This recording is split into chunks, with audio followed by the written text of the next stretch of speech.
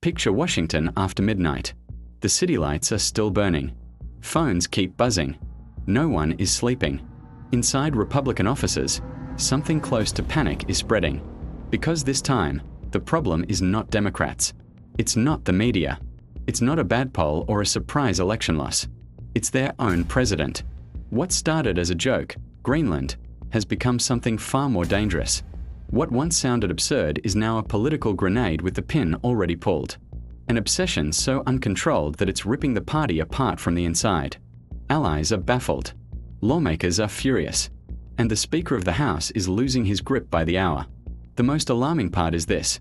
Everyone in the room understands that if this fixation continues, it won't just hurt campaigns. It could collapse a presidency and permanently reshape America's standing in the world. Stay with me, because once you see what's happening behind closed doors, it becomes clear why this story doesn't calm down. It accelerates. The scene opens without applause. No speech. No rally. Just silence. The heavy kind that settles over Washington right before something snaps. Late-night lights glow inside the Capitol. Staffers move quietly through hallways. Phones vibrate non-stop. And deep inside the Republican Party, a realization sinks in. This chaos isn't being pushed from the outside. It's coming from within. The danger isn't losing an election. It isn't bad polling. It is the president himself pulling the party toward a geopolitical disaster over a frozen land he cannot stop talking about. Greenland. Understand this immediately. This is not really about foreign policy. It's about control, ego, fear, and a movement beginning to consume itself. Like so many crises of the Trump era, it starts with something people want to laugh off. Writing checks, buying territory, treating the globe like a monopoly board. But while the idea sounds ridiculous, House Republicans are staring at internal polling, district maps, and financial projections that all scream the same message. Donald Trump has trapped them in the worst political position they've seen in decades. And he doesn't care. Because while they're fighting to survive the next election, he's chasing something older and darker. The urge to dominate, to stamp ownership, to expand his name across a map he barely understands but deeply wants. Behind closed doors, lawmakers who once defended every tweet and every outburst are no longer joking. They know what voters don't want to hear. Forcing or threatening an ally like Greenland wouldn't be a stunt. It would be a rupture. The kind that ends presidencies and destroys alliances. And for the first time in years, the word impeachment is being spoken again. Quietly. Not by Democrats, but by Republicans. That's where this story truly starts. To understand why Greenland became the trigger for an internal war, you have to understand the mindset driving it. Because the policy argument collapses under even minimal scrutiny, and everyone in Washington knows it, no matter what they say on television. Greenland is already an ally. Already tied into NATO. Already hosts US military infrastructure, including a base critical to American missile defense, a base Vice President J.D. Vance himself has visited. There is no emergency, no hostile takeover looming, no strategic vacuum that requires ownership instead of cooperation. What exists is fixation. Trump effectively admitted it when he told the New York Times that ownership matters more than agreements, that possession offers something treaties never can. Anyone familiar with his history recognized the pattern instantly. This isn't about defense. It's about dominance. The same instinct that pushed his name in gold lettering across buildings he didn't fully own. The same obsession with size, visibility, permanence. Greenland looks massive on a Mercator map, towering over continents, crowning the planet. Experts can explain distortion for hours. Trump doesn't live in that world. He lives in a visual, instinct-driven reality where big equals power and ownership equals legacy. In real estate, that impulse is laughable. In global politics, it's dangerous. Inside the House, the danger is no longer theoretical.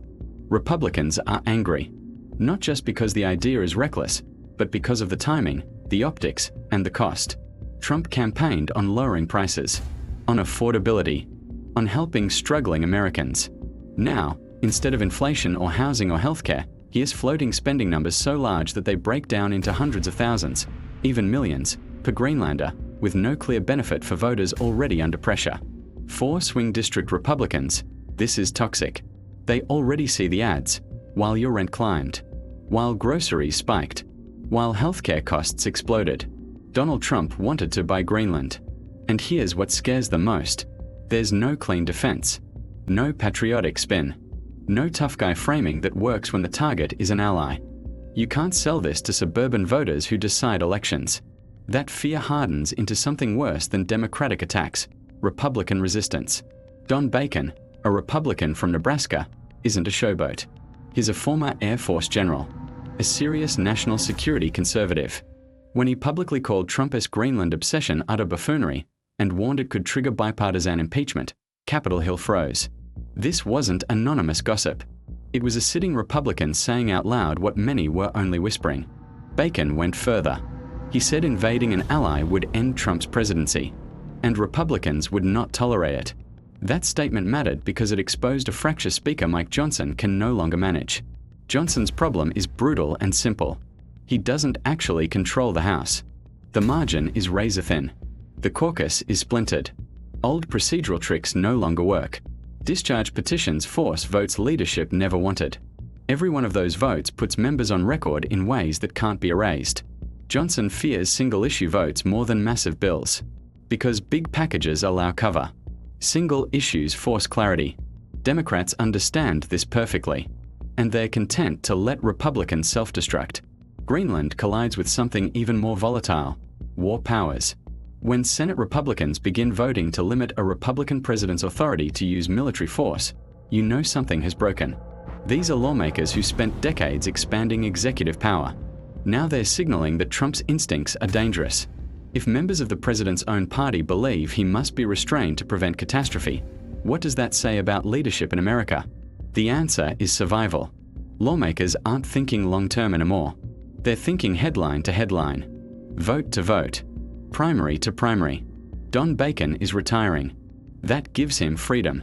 And that freedom makes him dangerous. He has nothing left to lose. When someone like Bacon hints he could work with Democrats if a line is crossed, it isn't betrayal. It's leverage. In a divided House, one or two defections can collapse everything. Meanwhile, Trump's broader foreign policy already has allies nervous. Ukraine, Russia, transactional alliances.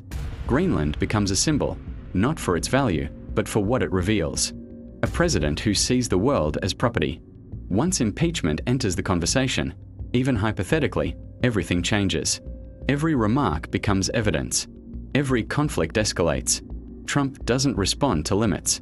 Resistance makes him dig in. Backing down would mean admitting restraint, something he has never done. This is the moment when fast becomes crisis. When jokes about maps turn into conversations about war and removal from office. The movement was built on loyalty to a person, not institutions.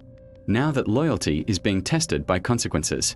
As this story moves forward, the question isn't whether damage will occur. It's how much, and whether anyone still has the power or courage to stop it. And that's only the beginning.